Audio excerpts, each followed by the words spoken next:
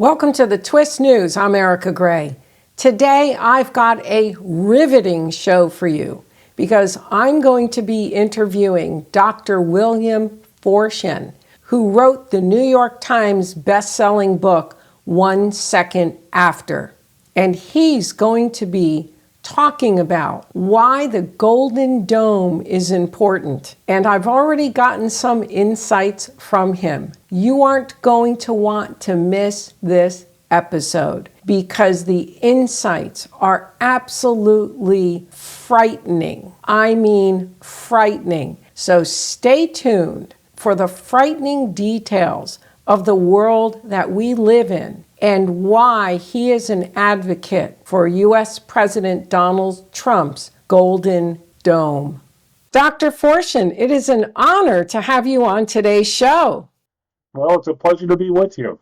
I mean, you have some serious accolades. You hold a doctorate from Purdue University, over 50 books, New York Times bestseller, 1 Second After, and you are expert on the Golden Dome. Well, I wouldn't call myself an expert. I'm a sharp observer on the sidelines. Okay. And that's what you'd like to talk about today, is the importance of the Golden Dome. Let's start with the Israeli system, which is Iron Dome. It's used to defend Israel. The great example of that was the Iranian attack about 6 months ago, when over 300 missiles and drones were launched against Israel. They shot down all but 3. This Iron Dome is a short-range tactical system designed to hit missiles, low-range missiles, shortly before they land in Israel. Golden Dome is the next big step. It is a strategic defense against foreign attack. It is based upon missiles based on the ground, and in the future, maybe even system energy weapons based in space. It defends us against my big concern, which is an EMP. The EMP is generated by lofting a small nuclear weapon above the United States, detonated about 200 miles up. And what happens is that detonation creates something called the Compton effect. So electrostatic discharge hits the Earth's surface, feeds into all the wiring we have, and short circuits the high tension lines and the power stations. According to a DOE study several years back, 80% of our electrical grid would still be offline 5 years ago. That's a catastrophic event. Golden Dome is designed to protect us against it, and it is an investment we absolutely have to make. So the Golden Dome is actually the Iron Dome on steroids. This is myself as a layperson. That's how I'm interpreting this. I'm going to use that term from now on. Iron Dome. That's great. That's a great line to use. Yes, it is Iron Dome on steroids, geared up to do a strategic defense of the United States against a missile or a hypersonic missile attack. And what are we looking at cost-wise for the Golden Dome? Oh, what's a few billion more or less? But initial cost budget this year is for $25 billion. But I look at it this way. Would you own a house and one day you decide to cancel the insurance on your home? I don't think the mortgage companies would care for that. We have to invest in protecting our home, our United States. So it'll be $25 billion up front. But I look at some of the other things money is spent on. We won't get into the politics, but there's a lot of waste out there. So this is the first step. It's estimated will cost $500 billion across 20 years. Wow, Yeah. That's a lot of money. But given the current geopolitical climate that we're in, and we're in a very different order in an emerging multipolar order. Who knows what somebody's going to do down the road or what weapons they're going to acquire. So I can understand you're feeling the necessity. Is that some of the things you're taking into consideration? Well, my big fear is a full-scale nuclear attack like from China or Russia. My big concern is North Korea and Iran. North Korea already has ICBM capability that has anywhere from 10 to 30 nuclear weapons launched against us. It would cripple the United States. Worst case scenario, 3 ICBMs hitting above the Earth's atmosphere, eastern, central, and western United States, which is short the entire grid off. My other big fear, Iran. Iran actually puts out propaganda pieces calling for an EMP strike on the United States to destroy the Great Signal. If Iran got a nuclear weapon, which we're arguing about right now, if they're allowed to get one, I see this as a major trouble point in the future.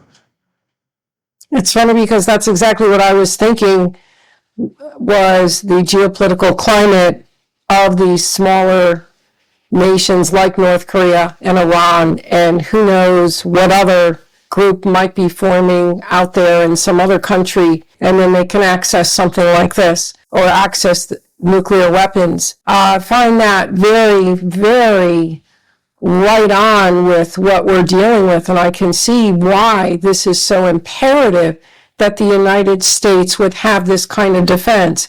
But the next question is, if the United States does go forward with the Golden Dome, where also does that put us with other empires, other countries? Is anybody else coming close to anything like this? Are other nations thinking along this line? Or would the United States stand above by launching the Golden Dome? Well, 40 years ago, the genesis of this is Ronald Reagan with the Strategic Defense Initiative known as Star Wars. And the technology wasn't there in 1986. The technology is here now to do that. But I remember back in the 80s, Russia was constantly harping on, you can't build SDI. Well, if our enemy, potential enemy, is saying you can't build it, that might even be more incentive to build it. We have the technology. I doubt if the Russians or the Chinese do. But we're talking about defending. It's not an offensive system. It's a defensive system to protect the homeland. Nothing beyond that. There's no offensive capability there. So I dismiss those who claim, oh, you can't build this. They're the exact people we should be building against. Right. And from my research, it doesn't look as if anybody would even come close. I know Europe has an initiative, but it pales in comparison to the Golden Dome. And but concerning the Iron Dome in Israel, what again?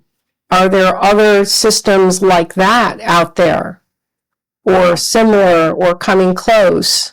Some of the Israeli system is based upon our Patriot missile system. And we have a number of batteries, launch batteries, defending the border. So I'm not that concerned about that. My main concern is the defensive system for the United States as well. And we could even extend that umbrella. We used to say with NATO in a few more years might say, we would like to acquire some of this. A defensive system in Poland and Romania would be very good for protecting Europe as well. So this could be a joint initiative with the European Union, the Golden Dome. Absolutely, yes. Through NATO. But then they would also need to contribute some of the finances towards this. But that's an interesting piece that you just put on the table, because I know that the EU and US are working towards some sort of trade agreement concerning the tariffs. It would be interesting to see if that would come in defense. Do you know if there's any kind of proposal right now within NATO or within U.S. defense where they're proposing to Europe, hey, we can do this and we can have it cover both? I don't know.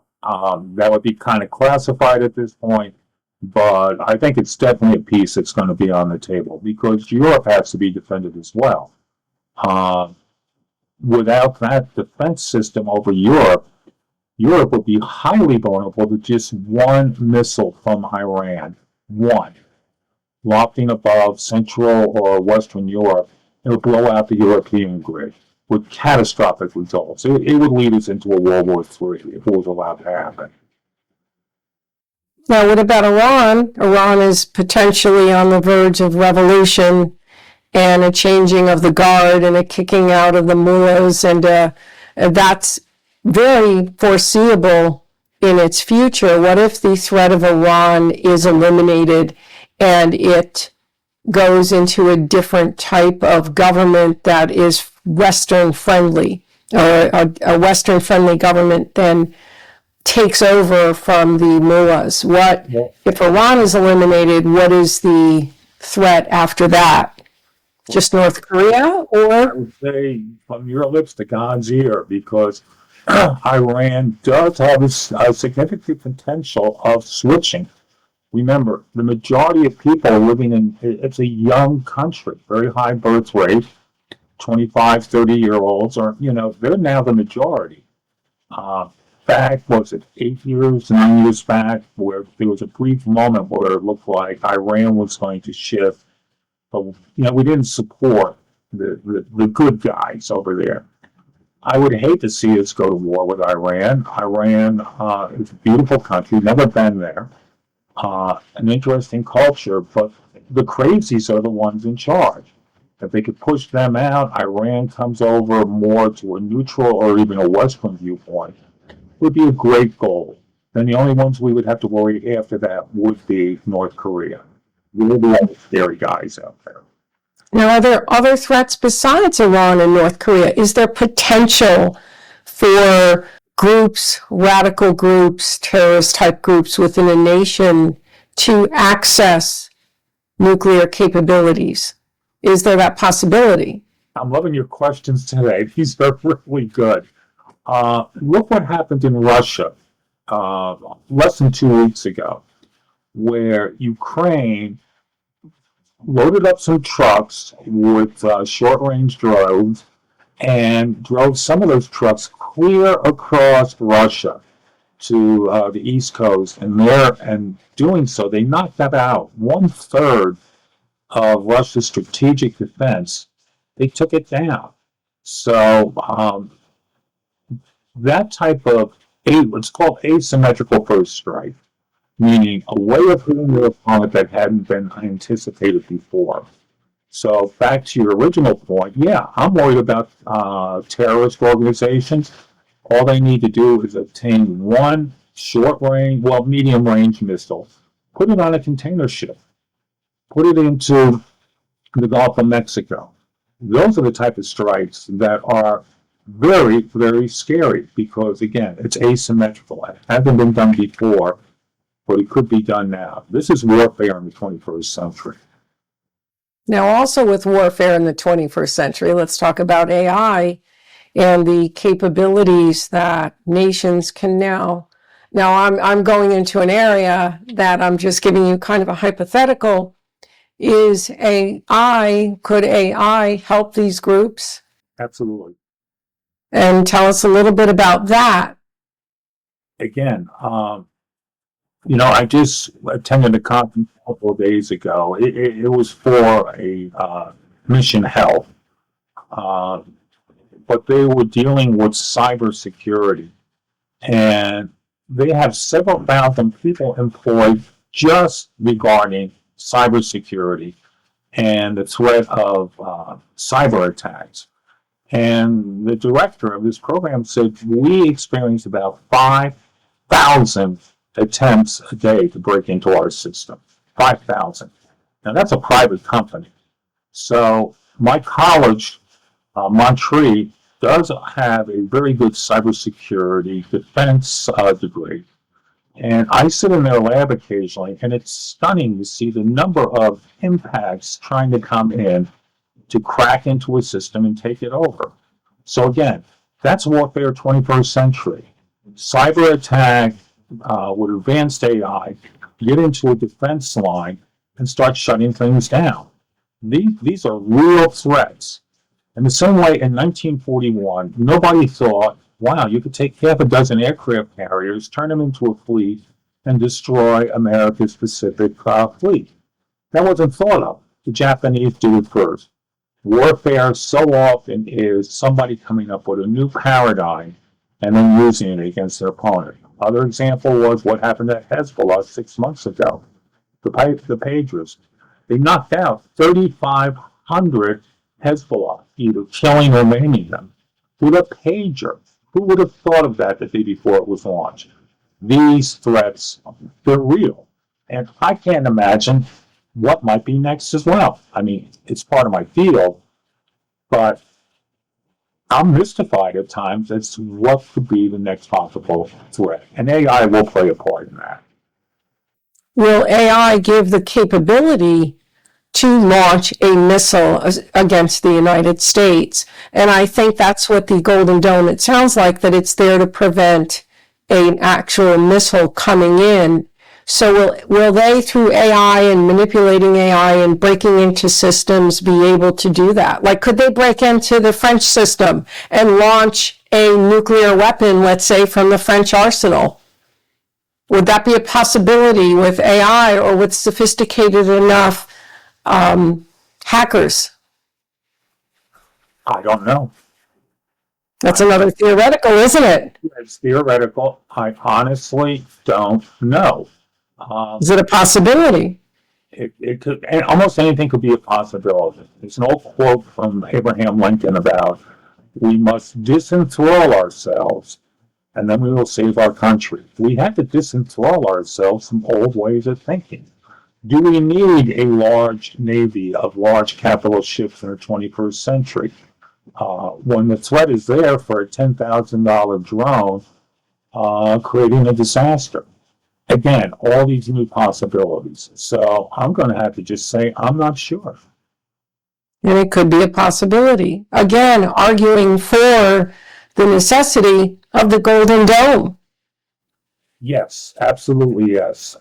Could they snatch one of France's ICBMs, or actually France is armed with medium-range ballistic missiles?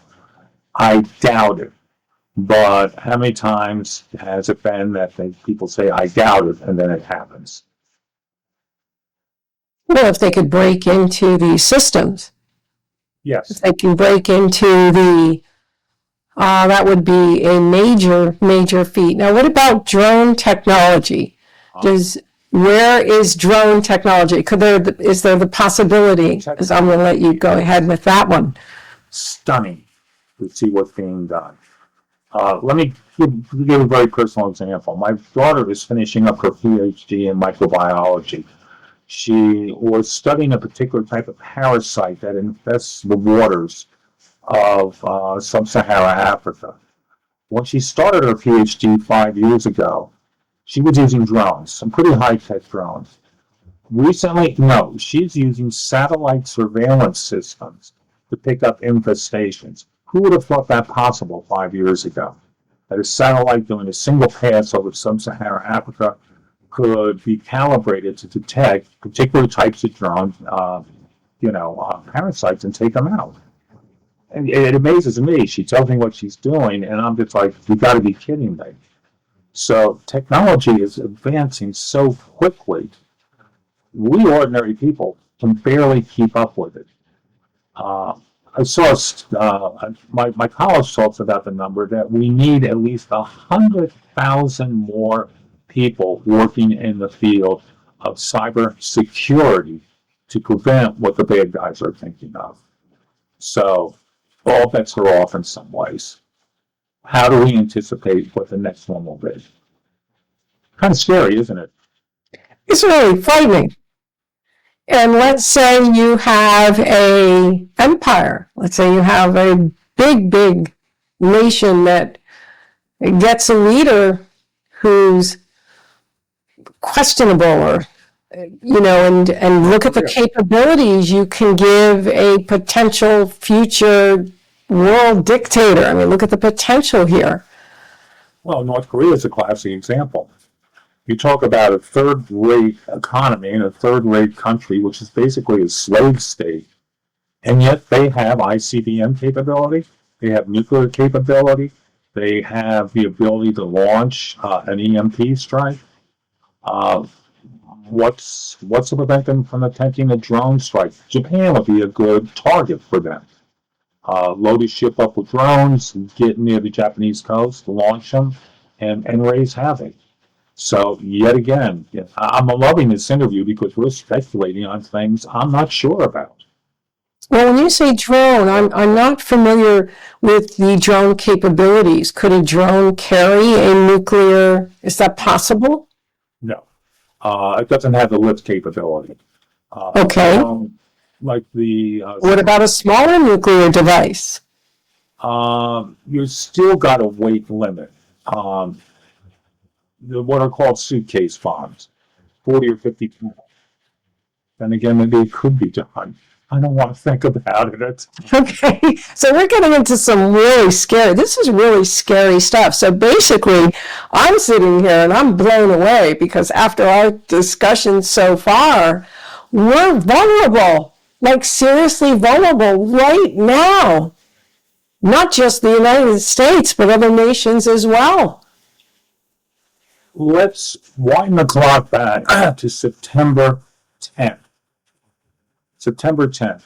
And we're having a discussion, defense discussion, and we're talking about, somebody could turn a jet liner into a ballistic missile. Nah, it will never happen on September the 10th. And then the day after that, the day after, everybody is aware you can take any kind of jet and turn it into a bomb. And it was done very successfully by a very low-tech organization. But they infiltrate some people in, got them trained, and they seized 4 airplanes. It was just incomprehensible just the day before.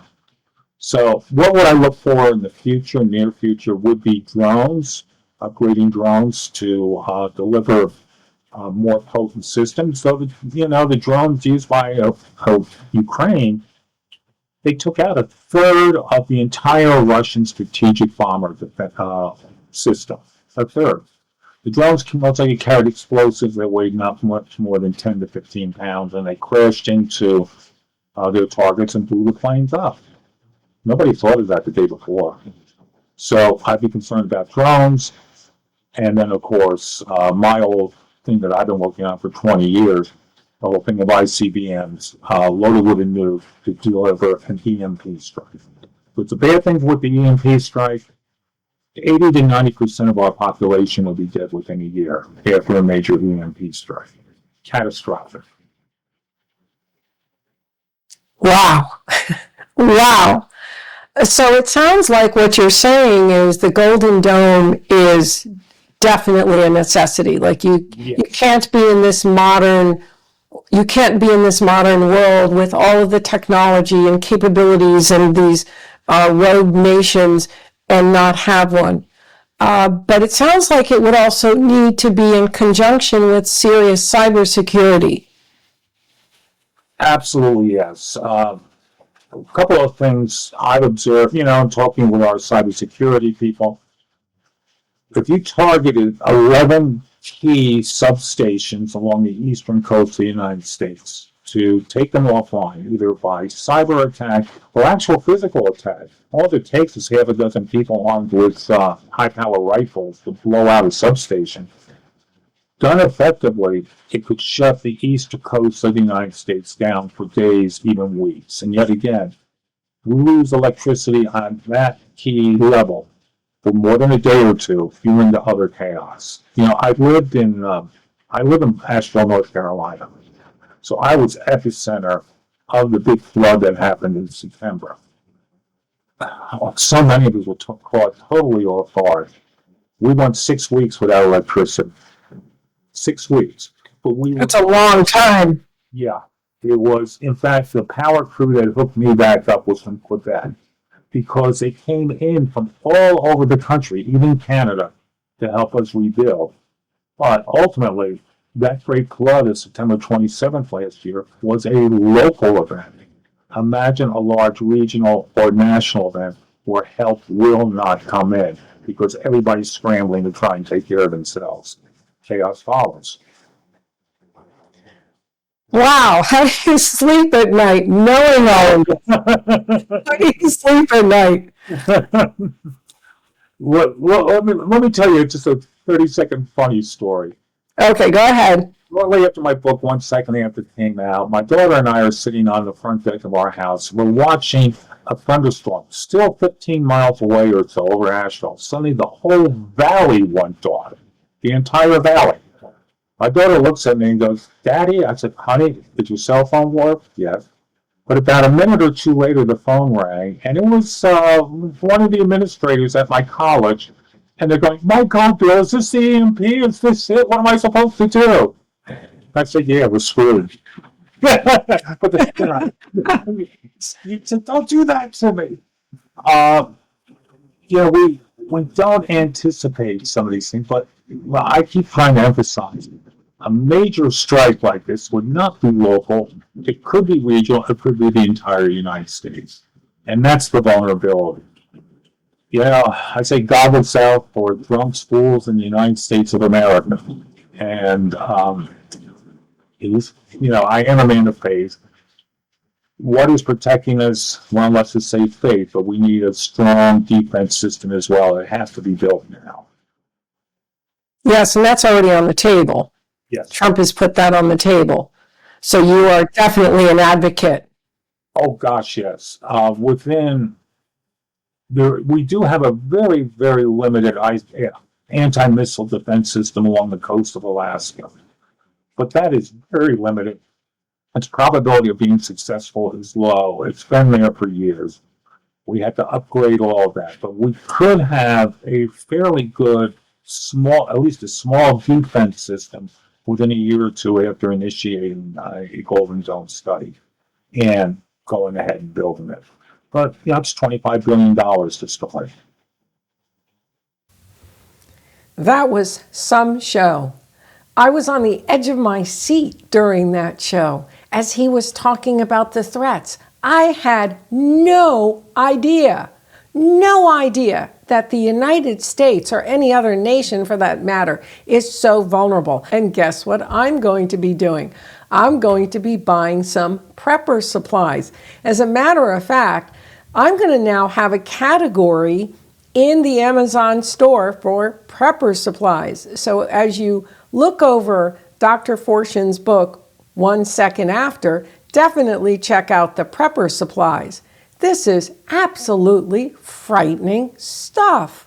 But the other piece that I really liked about the interview was his proposal for the United States to have the Golden Dome with the European Union or possibly with other nations. That's a very, very forward-thinking, putting something, an idea, a new idea on the table and a new possibility. And that's what I like to relay on this show, as well as information that's not readily available, but also possible solutions or ways forward that you're going to hear on the Twist News first.